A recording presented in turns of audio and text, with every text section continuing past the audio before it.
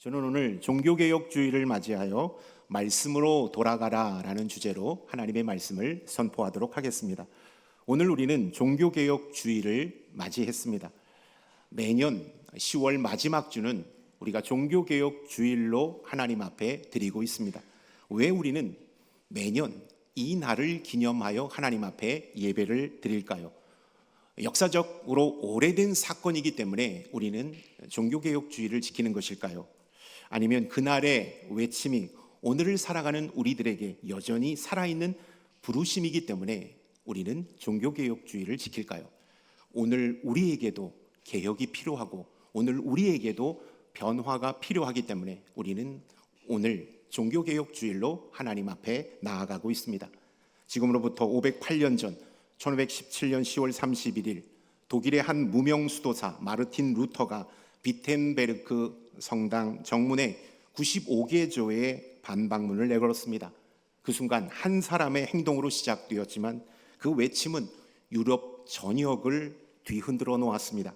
어둠 속에 갇혀있던 교회를 새롭게 일으켜 세우는 거룩한 불꽃이 되었던 것이죠. 여러분, 그 당시 시대는 어떠했을까요? 교회는 타락했습니다. 죄의 용서를 돈으로 사고 파는 면죄부가 만연하게 되었습니다. 사람들은 성경보다도 교황의 말에 더 의지하였습니다. 하나님의 은혜로 시작된 복음이 인간의 권력과 전통 속에 묻혀버리는 시대를 그들은 보내고 있었던 것이죠. 겉으로는 화려했지만, 겉으로는 멋지고 휘황찬란했지만 안으로는 복음의 빛이 사라져버리는 시대를 그들은 살아가고 있었던 것입니다. 그 혼돈의 시대 속에서 루터는 성경을 읽다가 로마서 17장의 말씀 앞에 멈추어 섰습니다. 오직 의인은 믿음으로 말미암아 살리라, 이 말씀 앞에 멈춰 섰던 것이죠. 그 순간 그의 영혼에 빛이 비추기 시작했습니다. 그리고 나서 루터는 깨달았습니다. 죄인이 구원받는 것은 인간의 공로나 행위가 아니라 오직 믿음으로, 오직 은혜로, 오직 말씀으로 가능하다라는 사실을 깨닫게 되었던 것이죠. 그 깨달음이 바로 복음의 진리를 다시 새롭게 세우는 복음의 놀라운 회복의 기초가 되었던 것입니다. 이것이 바로 개혁입니다. 우리는 개혁과 혁명을 혼돈할 때가 있습니다. 레포메이션과 레볼루션을 혼돈하여 사용할 때가 있습니다. 여러분, 개혁이라는 것은 본질로 돌아가고자 하는 변화를 말합니다. 혁명은 어떤 것일까요? 본질 자체를 바꾸려는 변화를 우리는 혁명이라고 말합니다. 개혁은 말씀으로 돌아가는 것이고 혁명은 인간의 힘으로 세상을 바꾸려는 시도입니다. 개혁은 하나님의 중심의 회복이지만 혁명은 인간 중심의 창조를 추구하고 있습니다. 우리는 착각할 때가 있습니다. 개혁을 혁명으로 착각하여 완전히 갈아엎는 것, 그것이 바로 개혁이라고 생각합니다. 그렇게 되면 우리는 이단으로 빠지게 되는 것입니다. 처음으로 돌아가는 것, 복음의 본질을 붙잡는 것이 개혁이고 갱신이라는 사실을 우리는 명심해야 합니다. 루터의 개혁은 세상을 뒤엎으려는 혁명이 아니었습니다. 이미 우리에게 주어진 복음의 본질, 하나님의 말씀으로 돌아가려는 회복의 운동이 바로 루터가 추구했던 종교 개혁이었다라는 사실입니다. 루터는 썩어 있는 교회를 향하여 본질로 돌아가자고 외쳤습니다. 그 외침은 지금 이 시대의 교회에게도 여전히 유효합니다. 그렇다면 한국 교회는 지금 어디에 서 있습니까? 우리 대구 남산교회는 지금 어디에 서 있습니까? 루터의 시대처럼 우리도 복음의 중심을 놓치고 있는 시대를 살아가고 있습니다. 이제 오늘날 교회가 잃어버린 본질이 무엇인지를 함께 나누길 원합니다. 오늘날 교회가 잃어버린 본질, 500년 전 루터의 시대에 교회는 타락했습니다. 복음은 가리워졌습니다. 하지만 그 어둠 속에서 종교개혁이라는 회복의 불꽃이 피어올랐습니다. 하나님은 암흑천지인 이 땅에 하나님의 사람 루터를 통하여 복음의 불꽃을 다시 틔우셨던 것입니다. 종교개혁은 복음의 본질을 되찾으렸던 거룩한 몸부림이었다라는 사실을 우리는 눈여겨보아야 합니다. 그렇다면 한국교회는 어떻습니까? 오늘날 한국교회는 복음의 중심이 점점 희미해져 가고 있는 상황입니다. 과거에는 면죄부가 복음을 가리웠습니다.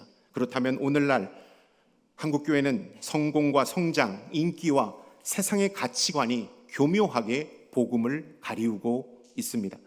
우리는 오직 믿음을 외치지만 그 믿음의 내용은 세상의 기준과 뒤섞여 있는 경우가 참 많습니다. 많은 선각자들이 이런 말을 합니다. 한국교회가 빈곤은 극복했다고 말합니다. 그러나 부요함 앞에 넘어지고 있는 것이 한국교회라고 비탄의 목소리를 내고 있습니다. 예배는 더 이상 하나님을 향한 경배가 아니라 프로그램으로 짜여진 이벤트가 되어가고 있습니다. 감동은 있지만 회개가 없습니다. 진리는 있지만 신앙의 실천은 사라진 지가 오래되었습니다. 성도는 진리를 따르기보다 편안함을 추구합니다. 세상의 가치에 더 민감하게 반응하는 그리스도인들을 보게 되는 것입니다. 교회에서는 여전히 복음이 선포되고 있지만 삶을 변화시키는 능력은 교회에서 점점 사라지고 있는 것입니다. 오늘 이 시대를 우리는 어떻게 보아야 할까요? 그리고 우리의 신앙을 어떻게 점검해야 할까요? 지금 우리가 붙들고 있는 것은 정말 진짜 복음인가? 내가 믿고 따르고 있는 것은 진짜 복음인가를 확인해야 합니다. 아니면 복음처럼 보이는 또 다른 무언가인가를 다시 한번 점검해 보아야 하는 것이죠. 복음을 잃어버린 교회의 모습은 기름이 떨어진 등불과 같습니다. 등불은 여전히 있지만 기름이 없기 때문에 불을 밝힐 수가 없는 것입니다. 빛을 잃은 등대처럼 더 이상 길을 비추지 않습니다. 성경은 이렇게 우리에게 말합니다. 아무짝에도 쓸모없어 땅에 밟힐 뿐이다 라고 말하고 있는 것이죠. 여러분, 교회가 복음을 잃어버린다면 건물은 그대로 있어도 사람의 영혼을 살리는 능력은 사라지게 된다라는 사실을 우리는 꼭 기억해야 합니다. 멋지고 화려한 교회는 있어도 사람을 살리고 영혼을 구원하는 능력을 교회가 상실할 수 있다라는 사실입니다. 사도 바울은 로마서 1장 16절과 17절의 말씀을 통하여 이렇게 선포하고 있습니다. 다시 한번 16절, 17절 합독하시겠습니다. 내가 복음을 부끄러워하지 아니하노니 이 복음은 모든 믿는 자에게 구원을 주시는 하나님의 능력이 됨이라. 먼저는 유대인에게요 그리고 헬라인에게로다. 복음에는 하나님의 의가 나타나서 믿음으로 믿음에 이르게 하나니 기록된 바 오직 의는 믿음으로 말미암아 살리라 함과 같으니라. 아멘. 당시 로마에는 세상의 권력과 영광이 모여 있었습니다. 세상 문화의 심장부가 바로 로마였습니다. 바울은 그 한복판에서 내가 복음을 부끄러워하지 않는다라고 선포하고 있습니다. 적진 한복판에서, 사단이 심어놓은 적진 한복판에서 예수 그리스도의 복음을 외쳤던 사람이 사도 바울이었던 것이죠. 여러분, 우리가 읽은 이 말씀은 훗날 루터에게 엄청난 충격을 주는 말씀이 되었습니다. 그의 인생을 송두리째 바꾸어 놓았기 때문입니다. 수도사로서 경건하게 살았던 사람이 루터였습니다. 아무리 경건하게 기도와 말씀으로 나아가도 죄책감이 벗겨지지 않았습니다. 죄의 굴레의 속박에서 벗어날 수가 없었습니다. 루터는 이렇게 괴로워했고 이렇게 아파하고 있었습니다. 이때 로마서 1장 16절과 17절의 말씀은 그에게 엄청난 깨달음을 안겨주었습니다. 내가 노력해서 구원받는 것이 아니라 하나님의 은혜로 나를 의롭게 하셨다라는 그 깨달음이 그에게 찾아왔기 때문입니다. 여러분, 그 깨달음에서부터 종교개혁이 시작되었음을 우리는 기억해야 합니다. 오늘 우리에게 필요한 것은 바로 이것입니다. 복음의 중심으로 돌아가는 것, 말씀의 자리로 돌아가는 것. 개혁은 지금 이 시대 교회와 성도의 현재적 사명임을 우리는 꼭 기억해야 합니다. 중세 암흑 루터 시대에 있었던 종교개혁이 바로 현재 우리의 삶 가운데 있어야 할 사명이라는 사실을 여러분 우리가 꼭 기억할 수 있기를 축원합니다. 아멘. 다시 말씀 앞에 서고 복음의 능력을 회복하는 교회가 되어야 하는 것입니다. 여러분, 우리가 신앙생활을 하다 보면 더 자극적인 것, 더 확실한 것, 더 짜릿한 것을 원할 때가 있습니다. 여러분, 복음은 기초에 마스터한 것입니다. 복음은 처음 신앙생활 할 때나 배운 것이지 더 짜릿한 것, 더 강력한 것, 더 확실한 것을 요구하는 성도들을 만나볼 때가 있습니다. 여러분, 복음 밖에는 우리에게 없다라는 사실을 기억해야 합니다. 처음도 복음이고 마지막도 복음입니다. 우리 그리스도인들은 복음으로 구원받고 복음으로 하나님께로 나아가는 그런 삶이 되어야 하는 것이죠. 더 짜릿한 건 없습니다. 더 강력한 것은 없습니다. 예수 그리스도 복음 밖에는 없다라는 것입니다. 저는 우리 대구 남산교회가 말씀 앞에 서고 복음의 능력을 회복하는 강력한 교회가 될 수 있기를 주님의 이름으로 축원합니다. 아멘. 그렇다면 어떻게 개혁해야 할까요? 루터는 종교개혁을 시작할 때 세 가지를 외쳤습니다. 종교개혁, 영적 전쟁을 치르러 나아갈 때 그는 세 가지의 영적인 무기로 앞을 나섰다라는 사실을 우리는 기억해야 합니다. 개혁의 방향, 오직 말씀으로, 오직 은혜로, 오직 믿음으로 그는 선포하며 종교개혁 현장으로 나아갔습니다. 라틴어로 오직 말씀, 솔라 스크립투라, 오직 은혜, 솔라 그라티아, 오직 믿음, 솔라 피데, 말씀, 은혜, 믿음으로 하나님 앞에 나아갔던 것이죠. 그리하여 교회를 새롭게 하였고 성도들을 살리는 복음의 뿌리가 되었음을 우리는 기억할 수가 있다라는 것입니다. 여러분, 루터가 가졌던 이 세 가지, 말씀, 은혜, 믿음이 교회를 살리고 성도를 새롭게 한다라는 사실을 여러분 꼭 기억할 수 있기를 축원합니다. 지금 이 순간에도 우리가 오직 말씀으로 무장할 때 우리는 새로워질 수 있습니다. 오직 은혜로 무장할 때 우리는 온전케 될 수 있습니다. 오직 믿음으로 하나님 앞에 나아갈 때 의롭게 될 수 있다라는 사실 여러분 기억할 수 있기를 축원합니다. 아멘. 루터가 외쳤던 이 세 가지, 첫 번째 오직 말씀, 삶의 기준은 하나님의 말씀이라는 사실을 루터는 외쳤던 것입니다. 루터 시대의 교회는 성경보다 인간의 전통과 교황의 권위를 더 높였습니다. 그러나 루터는 분명히 외쳤습니다. 오직 말씀만이 진리의 기준이다. 오직 하나님의 말씀만이 기준이다라는 사실을 선포하였던 것이죠. 세상의 소리보다 말씀을 따라야 신앙이 흔들리지 않습니다. 여러분, 포스트 모더니즘을 넘어 후기 포스트 모더니즘, 진리가 사라진 시대를 살아가고 있습니다. 절대 진리가 사라진 지금 우리는 아노미 현상을 겪고 있습니다.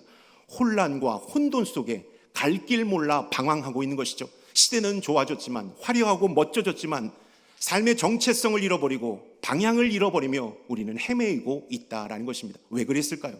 우리가 하나님의 말씀을 놓쳤기 때문입니다. 사람들이 하나님의 말씀을 삶의 기준으로 삼지 않았기 때문에 우리의 삶은 무너졌던 것이죠. 여러분, 성경은 삶의 나침판입니다. 말씀으로 돌아가는 것이 진짜 개혁의 시작임을 여러분 꼭 기억할 수 있기를 축원합니다. 여러분, 변화되고 싶습니까? 하나님 앞에 더 온전한 모습으로 나아가고 싶습니까? 방법은 오직 하나님의 말씀 앞에 바로 서는 것임을 여러분 꼭 기억할 수 있기를 바랍니다. 아멘. 두 번째, 오직 은혜입니다. 구원은 전적으로 하나님의 선물임을 루터는 선포하고 있다는 것입니다. 우리는 종종 내가 좀 더 잘하면 하나님이 기뻐하시겠지, 내가 좀 열심히 하고 또 적극적으로 하면 하나님이 나를 의롭다고 여겨주시겠지, 나를 칭찬해 주실 거야 라고 생각합니다. 그러나 성경은 에베소서 2장 8절의 말씀을 통하여 이렇게 말씀합니다. 우리 함께 읽겠습니다. 너희가 그 은혜에 의하여 믿음으로 말미암아 구원을 받았나니 이것은 너희에게서 난 것이요 아니요 하나님의 선물이라. 우리에게서 난 것이 아니라고 말합니다. 하나님의 전적인 은혜, 하나님의 전적인 선물로 인하여 우리가 의롭게 되었다라는 사실을 말씀은 우리에게 가르쳐주고 있습니다. 구원은 우리의 자격이나 노력으로 얻는 것이 아니라 전적인 하나님의 은혜로 말미암아 우리에게 찾아오는 것이다 라는 사실을 우리는 기억해야 합니다. 여러분, 이 은혜를 잃어버리면 우리는 자기 의를 앞세우는 완악한 자가 됩니다. 공로와 신분과 영적 완장으로 나의 의로움을 사람들에게 나타내 보이려고 하는 어리석음을 범할 수 있습니다. 과연 우리가 그런 자격이 있습니까? 우리는 죽을 수밖에 없는 죄인이었습니다. 그러나 예수 그리스도의 그 핏값으로, 그 은혜로 말미암아 구원을 받았고 하나님의 거룩한 자녀가 되었음을 여러분 기억할 수 있기를 축원합니다. 이 은혜가 우리 안에 있을 때 우리는 언제 어디서나 겸손할 수 있습니다. 이 은혜가 우리 안에 있을 때 우리는 어떠한 상황을 만나도 감사할 수 있다라는 사실, 여러분 겸손하고 싶습니까? 감사를 잃지 않는 사람이 되고 싶습니까? 예수 그리스도께서 우리에게 베풀어 주신 그 은혜 안에 잠기는 축복이 있기를 축원합니다. 아멘. 신앙생활은 더 열심히 해서 인정받는 것이 아닙니다. 더 열심히 해서 더 높은 자리에 올라가고 더 확실한 완장을 차는 것이 신앙생활이 아니라 이미 받은 은혜에 반응하는 것, 이미 받은 은혜에 감사하며 그 은혜의 삶을 살아가는 것이 믿음 생활이요 신앙생활임을 우리가 꼭 기억할 수 있기를 축원합니다. 아멘. 사도 바울이 외쳤던 마지막 오직 믿음, 솔라 피데, 믿음이 우리를 살게 한다라는 것입니다. 우리를 의롭게 하는 것은 예수 그리스도를 믿는 믿음이라는 것입니다. 우리가 하나님의 자녀가 된 것, 우리가 영원한 하나님 나라에 들어갈 수 있는 것은 예수 그리스도께서 우리를 위하여 죽으시고 그분이 우리의 구원자가 되시며 그분이 우리로 하여금 하나님의 자녀가 되게 하셨다라는 그 믿음을 우리가 가질 때 우리는 의롭게 된다라는 사실을 루터는 선포하고 있다라는 것입니다. 로마서 1장 17절도 오직 의인은 믿음으로 말미암아 살리라라고 고백하고 있습니다. 여러분, 우리는 믿음으로 말미암아 살아가는 사람입니다. 믿음으로 말미암아 하나님 앞에 나아갈 수 있고 믿음으로 말미암아 우리는 죄인 되었지만 하나님의 거룩한 사명을 감당할 수가 있다라는 것입니다. 여러분, 교회를 신앙생활을 하고 교회 안에서 직분을 감당하다 보면 영적 자괴감이 몰려올 때가 있습니다. 나의 인격과 삶은 하나님의 사명을 감당할 능력이 되지 않는데 그 사명을 감당하려다 보니까 나는 이렇게 부족한데, 나는 이렇게 연약한데 라는 영적 자괴감이 몰려올 때가 있습니다. 사단이 그것을 부추깁니다. 불화살을 쏘아댑니다. 조롱과 조소를 우리에게 강력하게 날립니다. 네가 어떻게 하나님의 사람이야? 네가 어떻게 이 일을 감당할 수 있지? 내가 너를 아는데, 내가 안수집사로, 권사로, 목사로, 장로로 섬기지만 내가 너를 잘 아는데 네가 어떻게 그 일을 할 수 있어? 라고 사단이 조롱할 때가 있습니다. 여러분, 우리는 능력이 있어서 일을 감당하는 것이 아님을 기억할 수 있기를 바랍니다. 어떤 자격을 쟁취했기 때문에 우리가 이 자리에 있는 것이 아닙니다. 우리는 전적인 하나님의 은혜, 예수 그리스도를 믿는 믿음으로 말미암아 부족하고 연약하지만 죄인 되었지만 하나님의 사명의 자리를 지킬 수 있음을 여러분 기억할 수 있기를 축원합니다. 사단이 쏘아대는 불화살 앞에 예수 그리스도를 향한 믿음의 끈을 놓지 않는 저와 여러분들이 될 수 있기를 축원합니다. 아멘. 찬양 가운데 6월절 어린 양의 피로라는 찬양 가운데 후렴구가 있는데요, 제가 자막을 준비했는데 난 주보열 아래 있네, 나는 원수의 어떠한 공격에도 더 이상 무너지지 않네, 난 주보열 아래 있네, 이 두 번을 반복할 때인데요, 제가 연습을 많이 했지만 솔로로서는 약하기 때문에 여러분과 함께 힘차게 이 두 번 반복해서 부르시면서 다시 한번 믿음을 고백하고 결단하는 시간이 되었으면 좋겠습니다. 우리 함께 이 찬양 후렴구만 두 번 반복해서 찬양하겠습니다. 난 주보열 아래 있네, 난 원수의 어떠한 공격에도 더 이상 무너지지 않네, 난 주보열 아래 있네, 난 주보열 아래 있네, 난 원수의 어떠한 공격에도 더 이상 무너지지 않네, 난 주보열 아래 있네. 아멘. 우리 너무 잘해 주셨어요. 사전에 협의하지 않았는데도 너무 호흡이 잘 맞았습니다. 여러분, 우리가 주보열 아래 있다는 그 확신, 예수 그리스도께서 나의 죄를 대신하여 돌아가시고 나를 살리셨다는 것, 그 믿음을 갖고 있을 때 우리는 어떠한 상황 속에서도 주의 일을 감당할 수 있고 하나님의 길로 나아갈 수 있다라는 사실을 여러분 기억할 수 있기를 바랍니다. 혹시 예배의 자리에 하나님의 직분 앞에 두려워 떨고 있는 성도님이 계십니까? 영적 자괴감으로 나는 할 수 없습니다 라고 자신감을 상실한 성도님이 계십니까? 여러분, 예수 그리스도를 향한 믿음으로 이 모든 것들을 넉넉히 이기는 하나님의 사람들이 될 수 있기를 축원합니다. 아멘. 믿음은 머리로 하는 것이 아님을 우리는 기억해야 합니다. 하나님의 약속을 신뢰하고 그 말씀 위의 삶을 실제로 걸어보는 것이 바로 믿음입니다. 루터의 시대에도 이 진리가 교회를 살렸습니다. 우리의 삶도 이 믿음으로 충만할 때 우리는 승리할 수가 있다라는 것입니다. 하나님의 약속을 신뢰할 때 우리는 어떠한 환경이 놓일지라도, 어떠한 상황 가운데 처할지라도 믿음으로 바로 서는 사람이 될 수 있다라는 것입니다. 오늘 508년 전 종교개혁의 현장을 우리가 한번 돌아보았습니다. 루터가 비텐베르크 성당 문 앞에 95개조의 반박문을 이렇게 붙였던 것은 거대한 운동, 거대한 무브먼트를 일으키기 위하여 그는 그 반박문을 붙였던 것이 아닙니다. 그가 반박문을 붙였던 유일한 이유는 복음의 본질로 돌아가자는 외침이었습니다. 다시 하나님의 말씀으로 돌아가자는 외침으로 그는 반박문을 붙였던 것이죠. 그의 손에는 권력도 돈도 아닌 성경이 들려져 있었습니다.